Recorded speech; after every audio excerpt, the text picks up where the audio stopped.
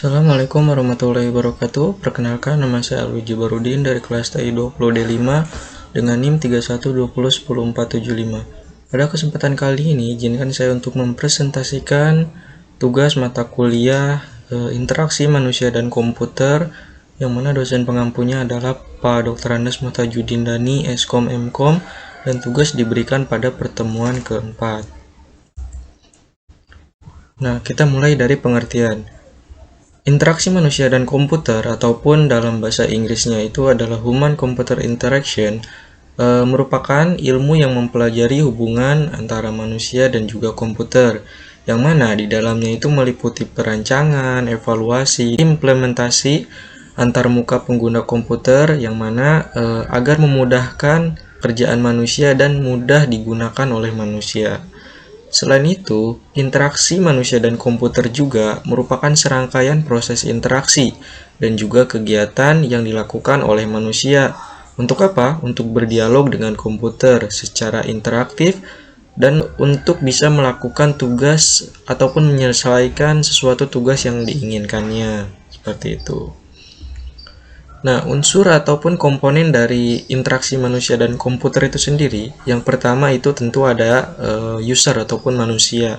Kemudian ada sistemnya, ada komputernya. Kemudian ada interaksi antar manusia dan juga komputernya. Yang pertama itu komponennya adalah manusia.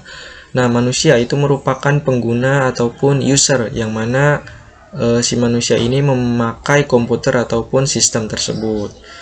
Kemudian ada komputer. Komputernya itu adalah teknologi yang digunakan untuk menerima, memproses, dan juga menghasilkan output ataupun menghasilkan keluaran yang telah diproses oleh manusia.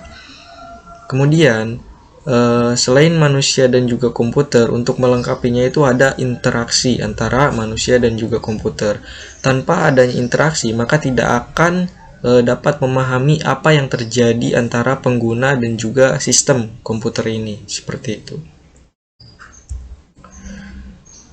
Tujuan adanya interaksi manusia komputer itu sendiri, yang pertama itu untuk mengurangi kebingungan dan juga frustasi pengguna saat mengoperasikan sebuah software.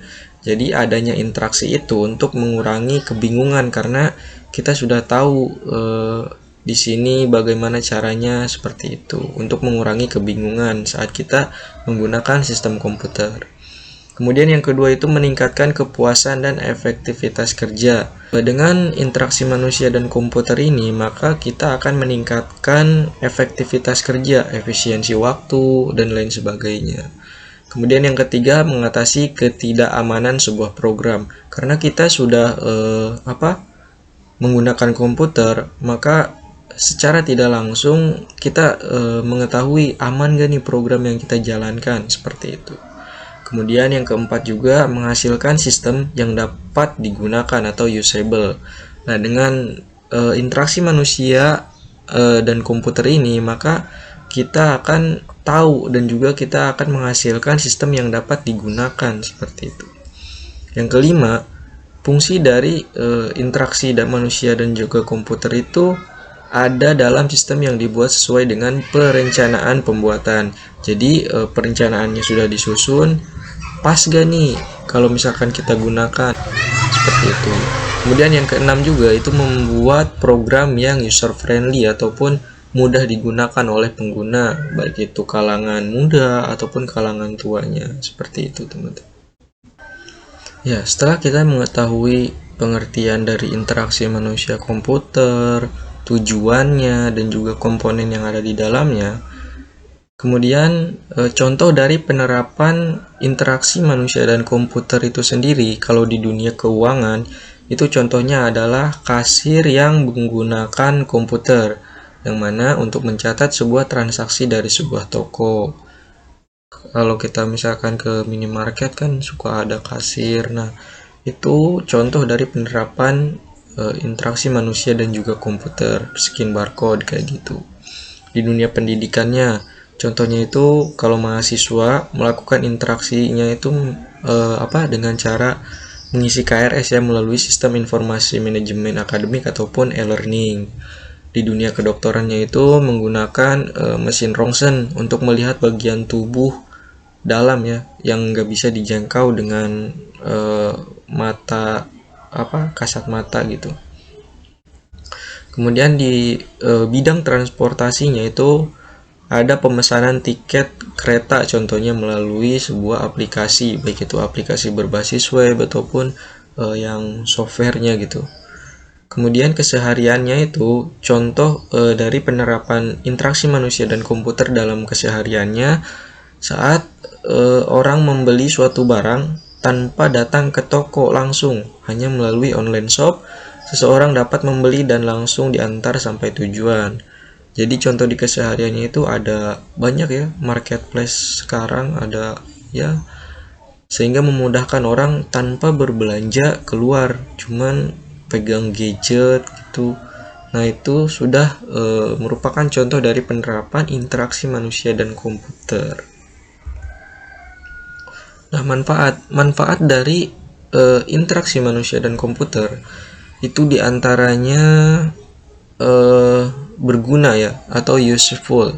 Artinya dapat menyelesaikan apa yang dibutuhkan oleh manusia. Dengan dibantunya komputer, maka dapat menyelesaikan apa yang sedang dibutuhkan. Seperti tadi, belanja tanpa harus keluar, karena apalagi di saat pandemi seperti ini. Kemudian ada usable ataupun dapat digunakan, yang mana artinya itu dapat digunakan dan dioperasikan dengan mudah dan alamiah tanpa bahaya kesalahan, seperti itu. Kemudian ada used ataupun digunakan, artinya dapat membuat orang yang menggunakan merasa tertarik.